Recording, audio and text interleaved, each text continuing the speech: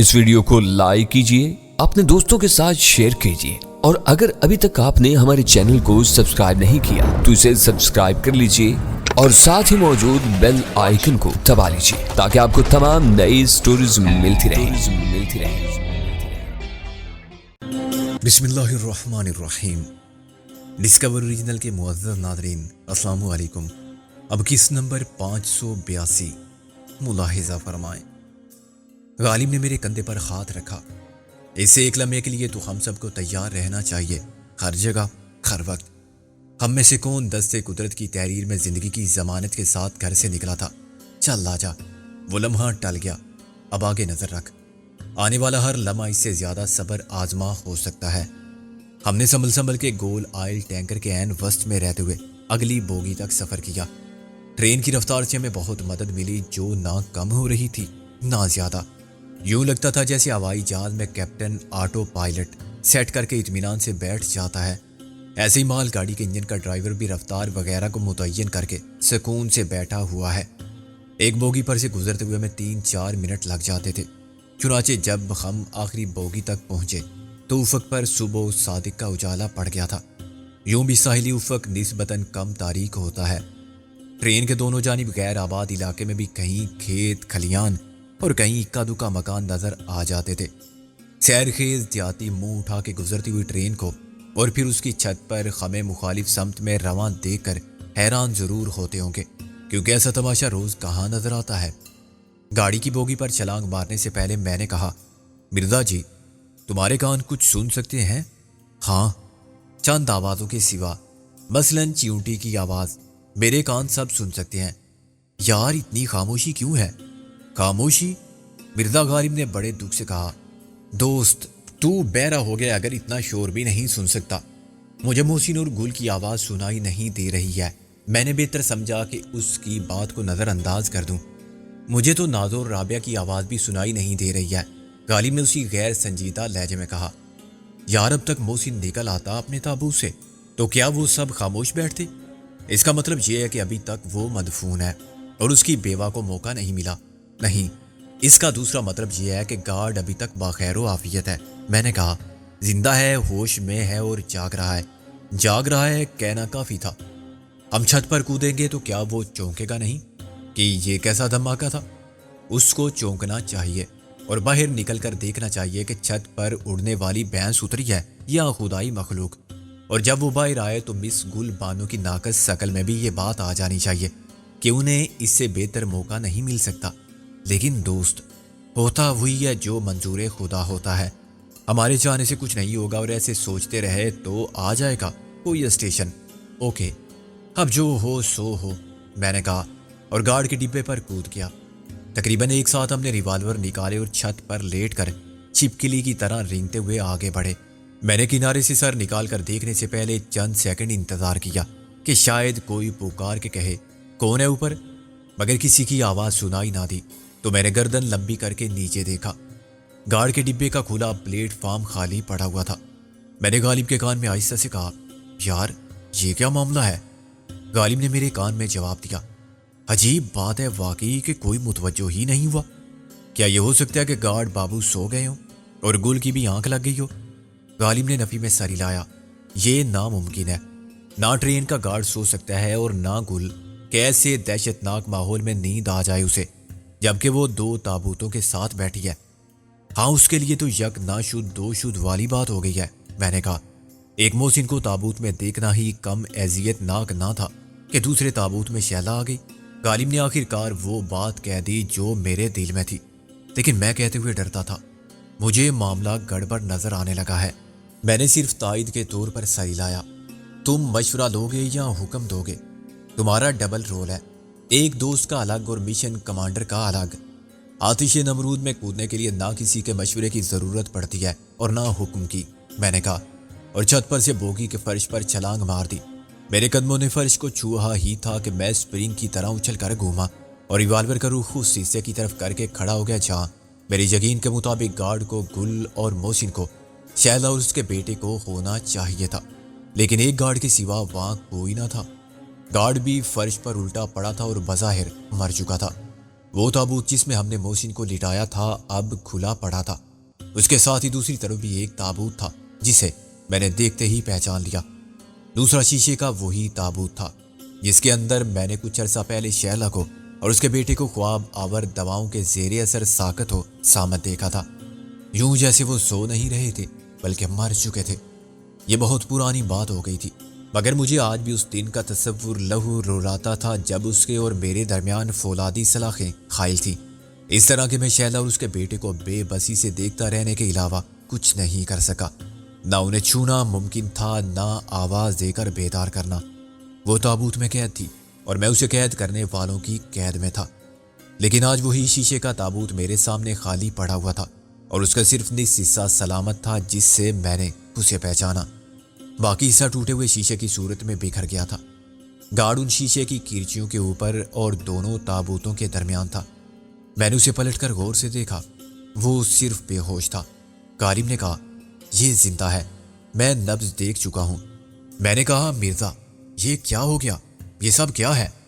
میری تو کچھ سمجھ میں نہیں آیا۔ غالب نے کہا، جو مجھ سے زیادہ پریشانی میں مبتلا تھا، آخر سب لوگ کہاں گئے؟ اس تابوت میں شیلا تھی۔ میں نے کہا، یہ وہی تابوت ہے غالب، اس کا بیٹا بھی تھا اسی تابوت میں۔ اگر محسن بھی تابوت سے نکل گیا تو پھر اس کے بعد کیا ہوا؟ کہاں گیا وہ؟ کیا انہیں اغوا کر لیا گیا ہے؟ میرے پاس اس کے ہر سوال کا جواب دوسرا سوال تھا، بالکل اسی طرح جیسے میرے ہر سوال کا جواب اس کا وہی سوال تھا۔ شک کی کوئی بات نہ تھی۔ ہم ادھر بے فکری سے بیٹھے چائے پی رہے تھے اور بالکل مطمئن تھے کہ سب ہمارے پلان کے مطابق ہو رہا ہے، لیکن دوسری طرف کیا ہو گیا تھا اس کی ہمیں کوئی خبر نہ تھی۔ اب مجھے شدت سے احساس ہو رہا تھا کہ مجھ سے کیسی خوفناک غلطی سرزد ہو گئی تھی۔ میں نے اپنے اور محسن کے درمیان کوئی رابطہ نہیں رکھا تھا، حالانکہ یہ ہو سکتا تھا۔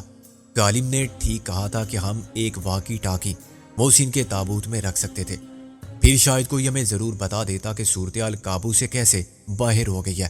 کیا شیلا کو اور اپنے بیٹے کو دیکھ کر محسن کا دماغ الٹ گیا تھا اور اس نے عالم وحشت میں تابوت توڑ کے شیلا کو نکال لیا تھا؟ اگر ایسا ہوا تھا تو پھر اس کے بعد کیا ہوا؟ شیلا تو اسے بہوے خواب ملی ہوگی اور اس کا بیٹا بھی۔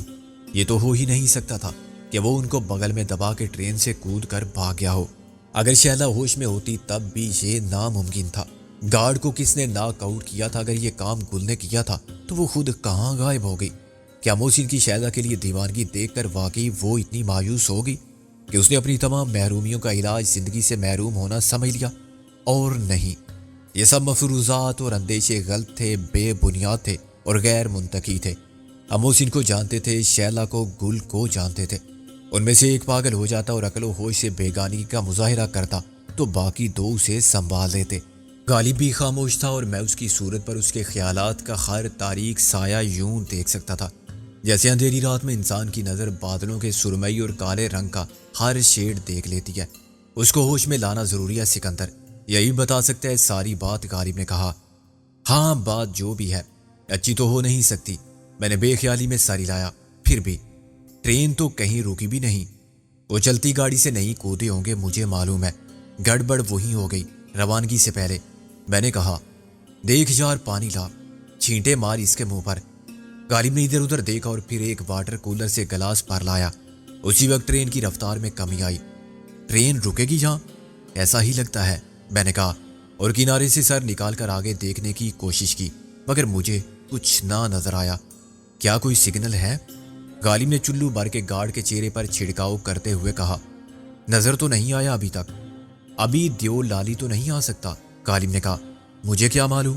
میں نے کہا، ہم نے تو ناشا پور گزرتا دیکھا ہے۔ گارڈ تھوڑا سا کرانے لگا، اسے ہوش آ رہا ہے۔ میں نے کہا، مجھے ایک سگنل کی لال روشنی دکھائی دے رہی ہے، یہ آؤٹر سگنل ہوگا۔ گاڑی کی رفتار بتدریج کم ہو رہی تھی۔ فولادی پہیوں پر بریک لگنے سے پیدا ہونے والی چیر چیر کی آوازیں بڑھ گئی تھی۔ غالب یہ ہوش میں بھی آ گیا تو اس کی آواز اتنی جلدی بحال نہیں ہوں گے۔ تو پھر کیا کرنا چاہیے؟ غالب نے کہا، ہمیں یہ شیشہ صاف کر دینا چاہیے اور اس تابوت کو بھی پھینک دینا چاہیے۔ میں نے کہا، کوئی اسٹیشن آنے سے پہلے؟ اسٹیشن آنے سے پہلے؟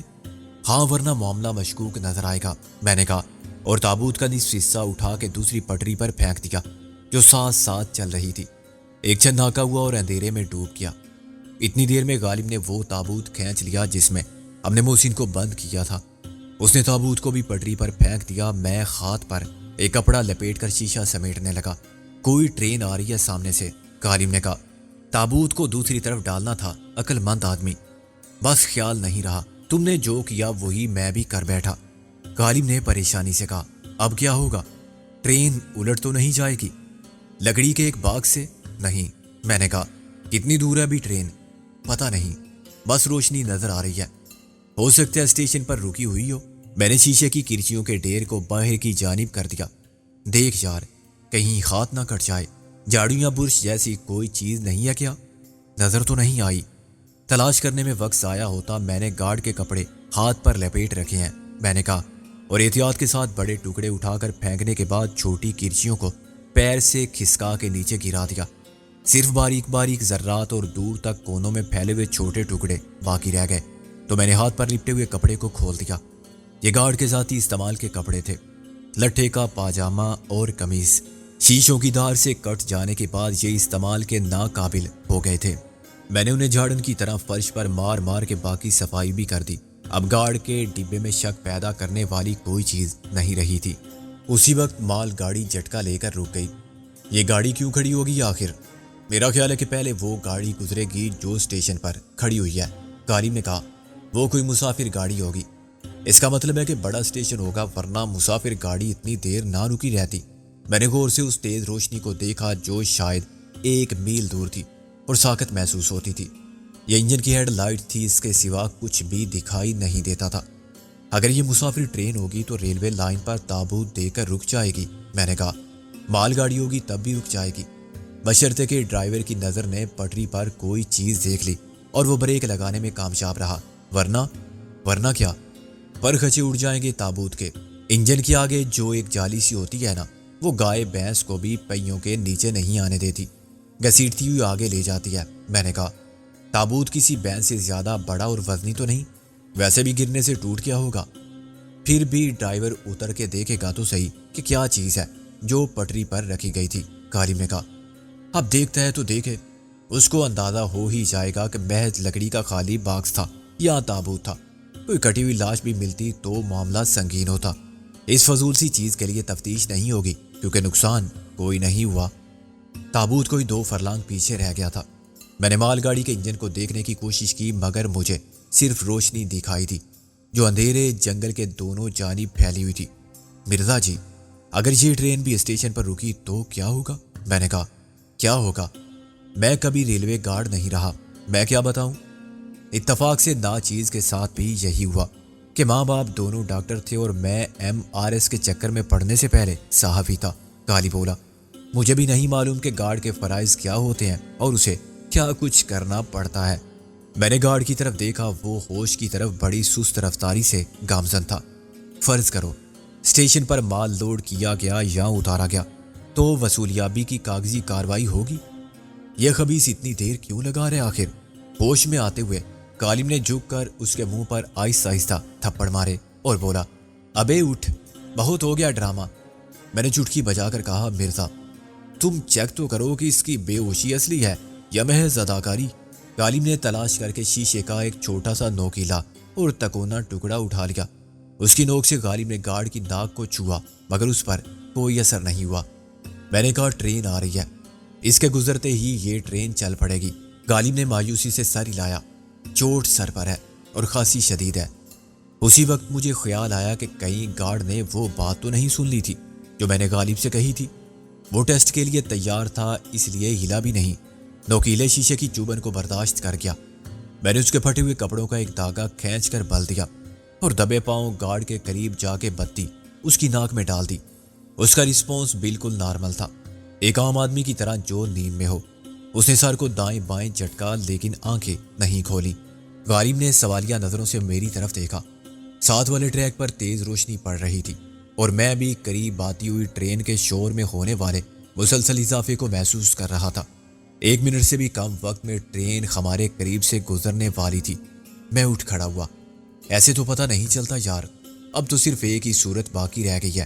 وہ کیا؟ میں اس کے کپڑے پہن لیتا ہوں، میں نے گارڈ کو سنانے کے لیے صاف اونچی آواز میں کہا اور نگاہ اس کے چہرے پر مرکوز کر دی۔ غالب میری بات کا مدعا سمجھ گیا، اور اس کا کیا ڈسپوزل ہوگا؟ فالتو چیزوں کا ڈسپوزل کیا ہوتا ہے؟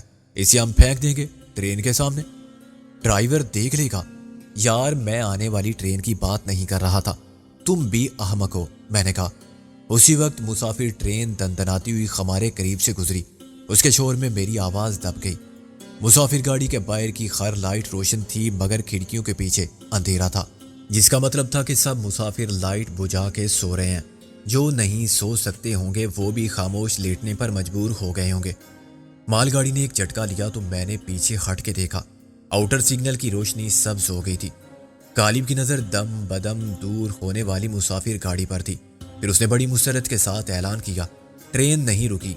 گڈ، تابوت تو پرزا ہو گیا ہوگا، میں نے کہا، اور گارڈ کے کپڑے اتارنے لگا۔ ٹرین ذرا سپیڈ پکڑ لے تو اس کو پیچھے گرا دیں گے، بعد میں آنے والی کوئی گاڑی اس کا کیما بنا دے گی۔ میری بات کا خاطر خواہ اثر ہوا۔ گارڈ ایک دم اٹھ بیٹھا۔ بڑی جلدی ہوش آیا۔ غالب نے ایک لات مار کے اسے غلیظ گالی دی۔ گارڈ کرانے لگا، مجھے مت مارو۔ اور پھر کسے مارے؟ غالب نے اس کی پسلیوں میں دوسری ٹھوکر ماری۔ سور کے بچے، مگر کر رہا تھا، سیدھا کھڑا ہو جا۔ وہ اٹھتے ہوئے لڑکھڑایا، مگر سنبھل کر کھڑا ہو گیا اور پتلون کے بٹن بند کرنے لگا۔ دیکھو، تم جیسا کہو گے میں ویسا ہی کروں گا۔ جب گاڑی اسٹیشن پر رکے گی مجھے ٹوکن دینا بھی ہوگا اور لینا بھی، ہر اسٹیشن پر۔ یہ کام تم نہیں کر سکو گے۔ اگر کام اتنا ہی ہے تو ہم کر لیں گے، میں نے کہا۔ تمہیں کوئی نہیں جانتا، وہ ہامتے ہوئے بولا۔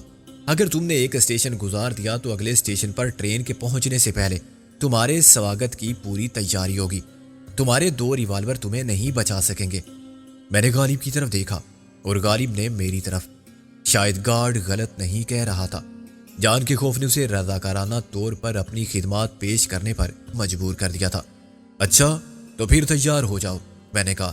اسٹیشن پر کسی کو تمہاری صورت سے یا حالت سے کچھ معلوم نہیں ہونا چاہیے۔ غالب نے اسے دھکیل کر باہر کھڑا کر دیا۔ ہم اندر سے تم پر نظر رکھیں گے، کوئی آئے تو اس سے ہندی یا انگریزی میں بات کرنا۔ میری گولی کا نشانہ تمہارا سر ہوگا، میں نے کہا۔ غالب نے کہا، میں دل کو نشانہ بناؤں گا۔ اگر تمہاری زبان سے ایک بھی لفظ غلط نکلا یا تمہاری کسی حرکت پر ہمیں شک ہوا تو میں وعدہ کر چکا ہوں، اس لیے کہ نوکری کی تھوڑی سی تنخواہ کے لیے میں مرنا نہیں چاہتا۔ 32 سال گزر گئے، اب تو پینشن ہونے والی ہے۔ وہ گگیانے لگا۔ میں نے اس کے منہ پر الٹے ہاتھ کا تمانچہ مارا۔ ایسے مظلوم بن کے الو مت بناؤ ہمیں۔ تم ریلوے کے ملازم نہیں، تریونی کے زر خرید غلام ہو۔ جتنی پینشن تمہیں ریلوے دے گی اس سے کہیں زیادہ تم کو مل چکا ہوگا، اور ہر ماہ ملتا ہوگا، سب معلوم ہے ہمیں۔ ٹرین ایک اسٹیشن کے پلیٹ فارم پر پہنچ چکی تھی اور اب رکنے ہی والی تھی۔ میں اور غالب دروازے کے دونوں طرف چھپ کر کھڑے ہو گئے۔ نازو پریشان ہوگی، غالب نے آہستہ سے کہا۔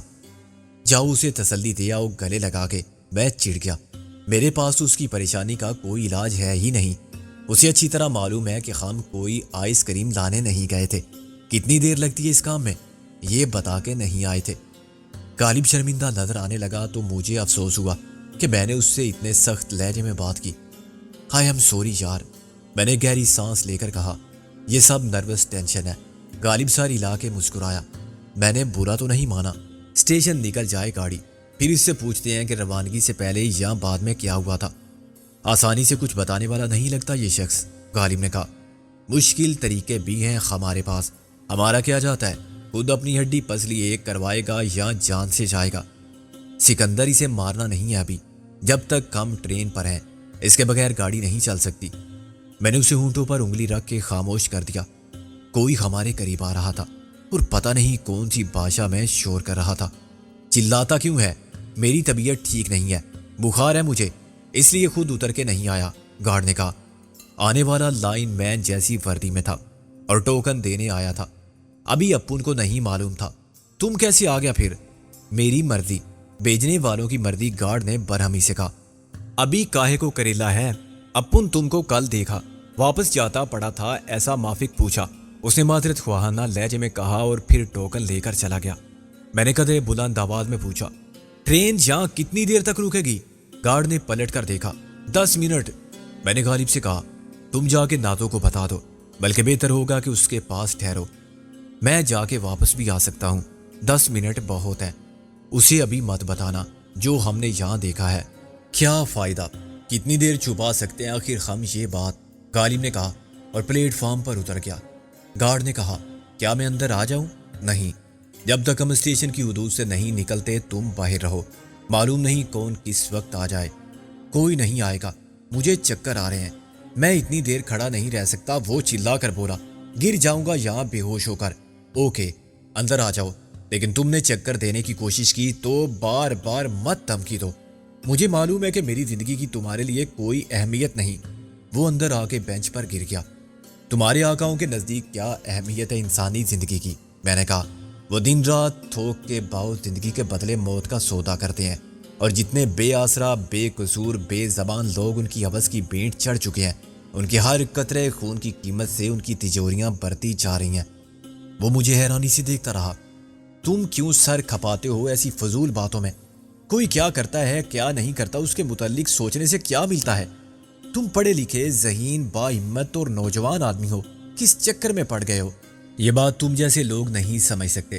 میں تمہارے مقابلے میں جاہل، بے وقوف آدمی ہوں، بزدل بھی ہوں، تم بے ضمیر بھی کہہ سکتے ہو، لیکن ایسی بھی کچھ باتیں ہیں جو تم نہیں سمجھتے، بہت بعد میں سمجھو گے جب بہت نقصان اٹھا لو گے۔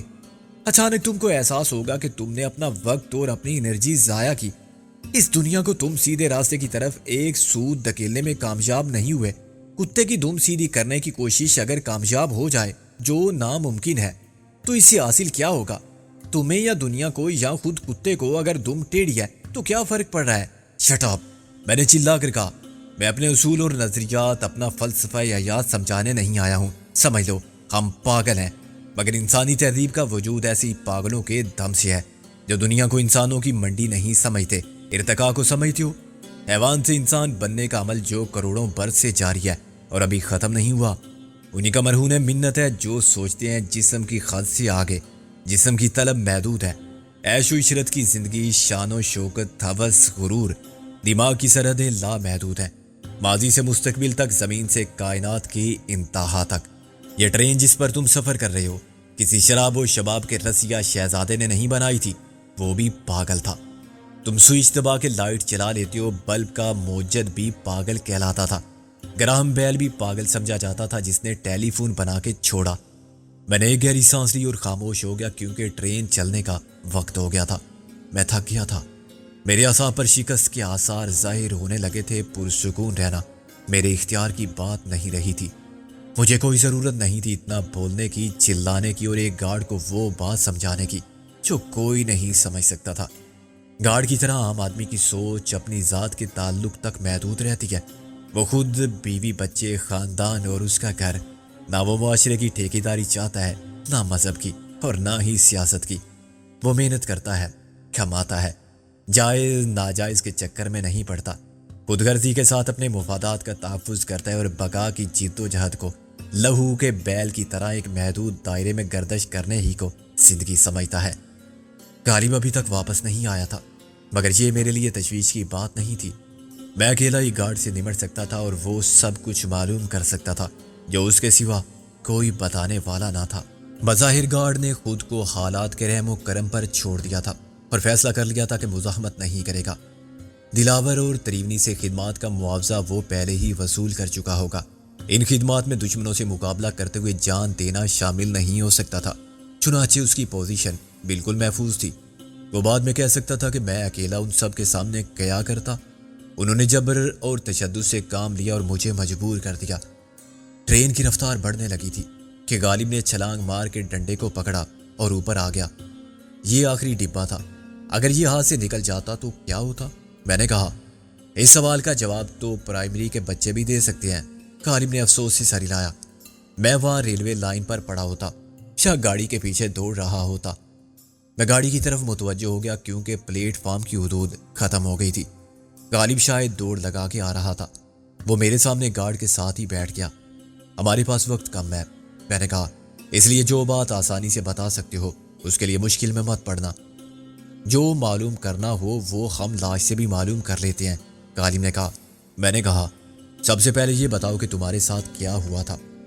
گارڈ نے سر پر ہاتھ لگا کے چوٹ کی جگہ کو محسوس کیا اور بولا، میرے ساتھ دھوکہ ہوا تھا۔ جس کو میں نے مردہ سمجھا تھا وہ اچانک تابوت سے نکل آیا۔ میرا تو ہارٹ فیل ہو جاتا، مگر اس کے اٹھنے سے پہلے ہی لڑکی نے ریوالور نکال لیا تھا۔ اس لیے میں سمجھ گیا کہ نہ وہ بیوہ ہوئی تھی اور نہ کوئی مرا تھا۔ غصہ آنے کی تو بات تھی، میری جگہ تم ہوتے تو مسکرا کے اس زندہ ہو جانے والے مردے سے مصافحہ نہ کرتے۔ میرا بلڈ پریشر ویسے بھی زیادہ رہتا ہے۔ میرے منہ سے گالی نکل گئی اور میں نے زنجیر کھینچ کر ٹرین رکوانے کی کوشش کی عادت کے مطابق، لیکن اس لڑکی نے میرے سر پر ریوالور دے مارا۔ اس سے تو زیادہ چوٹ نہیں آئی، مگر میں چکرا کے گرا تو بینچ کا یہ کونا بھی اس جگہ لگا جہاں ریوالور کا دستہ پڑا تھا۔ بس میں بے ہوش ہو گیا اور ہوش میں آیا تو تم دونوں سامنے تھے۔ میں نے اور غالب نے ایک دوسرے کی طرف دیکھا۔ یہ بہت سیدھی سادی اور مختصر بات تھی، مگر اس میں ہمارے کسی سوال کا جواب نہیں تھا۔ ایسا تو ہونا تھا، ہمارا پلان یہی تھا، مگر پلان کے خلاف جو کچھ ہوا تھا اس کے بارے میں گارڈ نے کوئی بات اشارتاً بھی نہیں کی تھی۔ میں نے سوالات کو ذہن میں ترتیب دیتے ہوئے کہا، وہ دونوں کہاں گئے؟ یہ میں کیسے بتا سکتا ہوں، میں تو تم جھوٹ پک رہے ہو۔ میں نے ایک دم اپنی جگہ سے اٹھ کر اس کا گلا دبوچ لیا۔ اس کی آنکھیں خلقوں سے ابلنے لگی۔ نہیں، میں سچ کہہ رہا ہوں، میں بے ہوش ہو گیا تھا۔ میں نے اس کی گردن پر گرفت سخت کر دی۔ وہ چلتی گاڑی سے نہیں کود سکتے تھے۔ اس کا سانس رکنے لگا تو میں نے اسے چھوڑ دیا۔ غالب نے کہا، جب انہوں نے تمہیں ناک آؤٹ کیا تھا تو ٹرین بمبئی سے کتنے فاصلے پر تھی؟ یہ خوشگوار واقعہ کتنی دیر بعد پیش آیا؟ تقریباً آدھے گھنٹے بعد، وہ ہامتے ہوئے بولا۔ آدھے گھنٹے کا مطلب ہے صبح کے 6 بجے؟ نہیں، 5:30 بجے۔ ٹرین 5 بجے روانہ ہوئی تھی، گارڈ نے کہا۔ تمہیں 32 سال ہو گئے ریلوے کی نوکری کرتے، اتنے تجربے کے ساتھ تم ٹرین کی رفتار کا اندازہ آسانی سے کر سکتے ہو۔ ٹرین کتنی دور آ گئی تھی؟ میرا خیال ہے 25 کلومیٹر۔ اس وقت رفتار کم تھی، اتنی ہی ہوگی شاید۔ اس شخص نے تابوت سے نکلنے کے بعد تم سے کوئی بات نہیں کی تھی؟ گارڈ نے نفی میں سر ہلایا۔ بات کرتا تو میں کب سنتا؟ میں نے کہا، اس نے دوسرے تابوت کو دیکھ کر بھی کچھ نہیں کہا تھا؟ دوسرا تابوت؟ میں نے اس کے منہ پر مکہ مارا، انجان مت بنو۔ دوسرا تابوت بمبئی ہی میں رکھوا دیا گیا تھا۔ گارڈ کا ہونٹ کٹ گیا تھا اور دانتوں سے خون رس رہا تھا۔ وہ شیشے کا باکس تھا، تابوت نہیں تھا، اس نے کراتے ہوئے کہا۔ اس میں کون تھا؟ کوئی بھی نہیں، خالی باکس تھا۔ میں نے دوسری مرتبہ پھر وہی مکہ مارا۔ اس کے سامنے والے 2 دانت لٹکنے لگے اور وہ درد کی شدت سے چلانے لگا۔ ایک ہاتھ منہ پر رکھ کر اس نے خون کے بہاؤ کو روکنے کی بے سود کوشش کی۔ سب سے بڑا مسئلہ وقت کی کمی کا تھا۔ کچھ دیر میں سورج نکل آتا تو ہم کچھ بھی نہ کر پاتے۔ ابھی اندھیرا ہمارے لیے پردہ فراہم کر رہا تھا اور اگلے اسٹیشن پر پہنچنے سے پہلے ہمیں اپنا کام ختم کرنا تھا، زیادہ سے زیادہ آدھے گھنٹے میں۔